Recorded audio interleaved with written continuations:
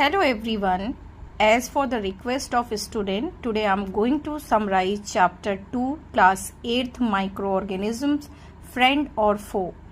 तो प्यारे बच्चों, आज हम समझने वाले हैं क्लास 8th का चैप्टर नंबर 2 माइक्रो ऑर्गेनिज्म, जो कि हमारे दोस्त हैं या दुश्मन हैं। अगर आप हिंदी मीडियम के स्टूडेंट हैं तो भी आप इस चैप्टर को बहुत ध्यान से समझ सकते हैं। चैप्टर का एक्सप्लेनेशन कहीं ना कहीं मैं करवा चुकी हूँ, ये क्विक रिवीजन है। तो देखते हैं कि चैप्टर किससे रिलेट हो रहा है। चैप्टर आपका डिस्कस कर रहा है अबाउट माइक्रो ऑर्गेनिजम्स। तो माइक्रो ऑर्गेनिजम्स क्या होते हैं, पहले तो बहुत सिंपल तरीके से अंडरस्टैंड कर लें। माइक्रो मीन होता है बहुत माइन्यूट, बहुत छोटे।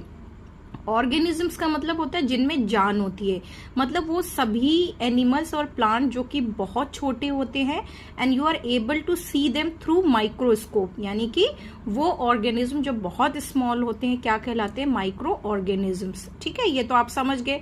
Now how will you write, तो इसको आप यहां से लर्न कर लें। Microorganisms are very small and can only seen by a microscope. ठीक है, तो अब माइक्रोस्कोप अगर क्वेश्चन पूछा जाता है व्हाट इज माइक्रोस्कोप, तो माइक्रोस्कोप एक इंस्ट्रूमेंट होता है, एपरेटस होता है which is use to see microorganism. तो आपके दो क्वेश्चन यहां से क्लियर हो जाएंगे। दोबारा से देख लें, व्हाट आर माइक्रो ऑर्गेनिजम्स। बहुत सिंपल है।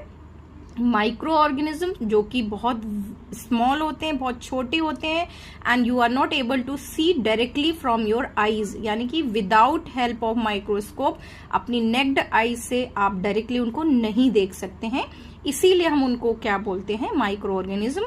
और ये 5 टाइप के होते हैं। कौन कौन से होते हैं आपको पता होगा अगर आपने चैप्टर पढ़ा है। First virus, second bacteria, third protozoa, fourth algae और fifth is fungi. I hope so ये आपको क्लियर हो गए होंगे।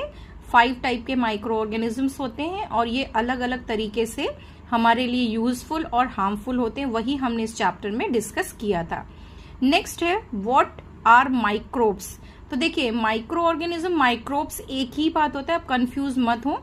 नेक्स्ट क्वेश्चन ये बनता है कि माइक्रोब्स पाए कहाँ जाते हैं, यानी कि वाटर में, एयर में कहाँ पाए जाते हैं। तो आपका आंसर आएगा they are found almost everywhere, यानी कि आपके अर्थ पे ऐसी कोई जगह नहीं है जहां पे ये प्रेजेंट नहीं होते। हाँ, इनके नंबर कम ज्यादा हो सकते हैं, यानी कि किसी एरिया में बहुत ज्यादा हो सकते हैं, किसी एरिया में कम हो सकते हैं।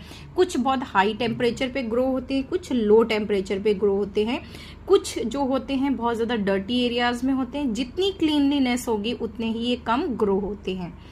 नेक्स्ट देखिए 5 major groups of microorganism are, यहां से आप लर्न कर सकते हैं। Bacteria, fungi, algae, protozoa and viruses. ये 5 टाइप के मेनली हैं। वैसे देखिए, वैसे तो बहुत अनगिनत होते हैं, लेकिन इनके कुछ करेक्टरिस्टिक के हिसाब से हमने इनको मेजरली 5 ग्रुप में डिवाइड किया हुआ है ऑल माइक्रो ऑर्गेनिजम्स को।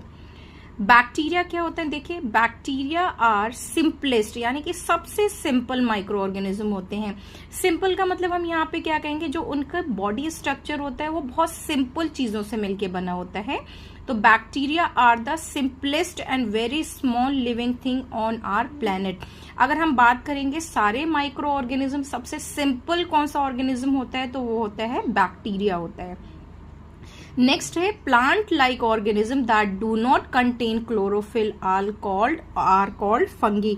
इन सभी माइक्रो ऑर्गेनिज्म में, कुछ माइक्रो ऑर्गेनिज्म में क्या होता है, क्लोरोफिल प्रेजेंट होता है, किसी में नहीं होता है।